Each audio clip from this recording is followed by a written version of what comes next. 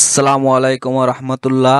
আজকে আমি আপনাদের দেখাবো যে টাইপ রিং থার্মোকাপল নতুন কিভাবে চেক করব এবং টেম্পারেচার কন্ট্রোলারের সাথে লাগিয়ে আমরা কিভাবে চেক করব। চলুন আমরা এখন দেখি থার্মোকাপলের দুটি পয়েন্টের সাথে মিটারের দুটি পয়েন্ট আমরা সংযোগ করি। সংযোগ করার পরে নতুন থার্মোকাপলের রেজিস্ট্যান্স কত হয়, এই জন্য মিটারের পয়েন্টার আমরা ওহমসের কাছে নিয়ে রাখছি, যে কারণে আমরা এখন দেখতেছি 4.4 ওহমস দেখাচ্ছে অথবা 5 ওহমস। এটা নর্মাল অবস্থায়, এটার সাথে কোনো আমরা তাপমাত্রার জন্য টেম্পারেচার সেট করিনি। এখন আমরা এটা একটু সোল্ডারিং আয়রন গরম দিয়ে রাখছি আগে থেকে। এখন থার্মোকাপলের পয়েন্টারটি আমরা সোল্ডারিংয়ের সাথে কানেকশন করলাম এবং থার্মোকাপলের দুটি পয়েন্ট মিটারের দুটি প্রুফের সাথে সংযোগ করে দেখব কত রেজিস্ট্যান্স দেখাচ্ছে। যে টেম্পারেচার বাড়া অবস্থায় আমরা রেজিস্ট্যান্স বেশি পাবো। এই যে দেখেন, আমরা নর্মাল অবস্থায় রেজিস্ট্যান্স পাইছি 4.5 আর এখন রেজিস্ট্যান্স আছে 32 ওহমস। সুতরাং আমরা বুঝতে পারলাম এই থার্মোকাপলটি ভালো আছে। থার্মোকাপলটি ভালো অবস্থায়। এখন আমরা এটি টেম্পারেচার কন্ট্রোলারের সাথে আমি কানেকশন করে দেখব কত ঠিকভাবে এটি সেলসিয়াস তাপমাত্রা দেখাচ্ছে কি না। এখন আমরা একটি টেম্পারেচার কন্ট্রোলার নিলাম। টেম্পারেচার কন্ট্রোলার নিয়ে আমরা এসি 220 ভোল্টেজ কানেকশন করলাম এবং অন্য সাইডে থার্মোকাপলের কানেকশন করলাম। থার্মোকাপলের প্লাস এবং মাইনাস দেখে আমরা কানেকশন করে নিলাম।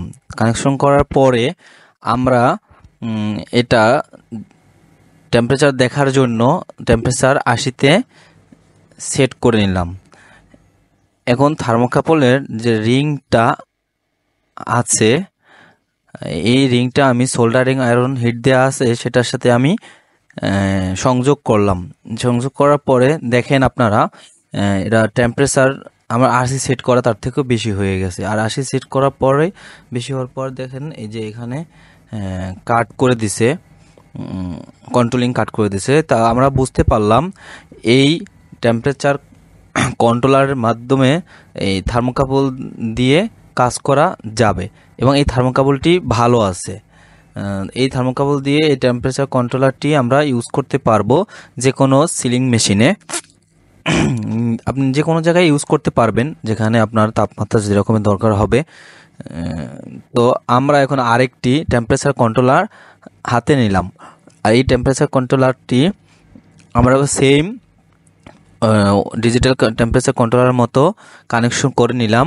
পাওয়ার 220 এবং প্লাস মাইনাস দেখে থার্মোকাপল কানেকশন করে নিলাম। এখন এটাই আমি পয়েন্টারে সেট করব 100 তাপমাত্রা। 100 তাপমাত্রা সেট করার পরে সেমভাবে আবার থার্মোকাপলের পয়েন্টটি সোল্ডারিংয়ের সাথে আমি কানেকশন করে নিলাম। দেখেন টেম্পারেচার উঠতেছে। টেম্পারেচার ওঠার পরে 100 যেই আমার টেম্পারেচার উঠে গেছে, সেই কাট করে দিছে কন্ট্রোলারটি। তো আমার টেম্পারেচার কন্ট্রোলারটিও ভালো আছে এবং আমার থার্মোকাপলটিও ভালো আছে। এই থার্মোকাপলটি আমরা এখন কাজে ইউজ করতে পারবো। তো সুতরাং আপনারাও নতুন থার্মোকাপল এনে এরকমের চেক করে নিতে পারবেন, কানেকশন করে ভালো কি খারাপ আছে। আশা করি ভিডিওটি দ্বারা আপনারা উপকৃত হবেন। আর উপকৃত হলে লাইক, কমেন্ট এবং সাবস্ক্রাইব করতে ভুলবেন না। আরও নতুন নতুন ভিডিও বানাতে উৎসাহিত করবেন। ইনশাল্লাহ চেষ্টা করব আপনাদের মাঝে আরও নতুন নতুন ভিডিও নিয়ে আসতে। ধন্যবাদ।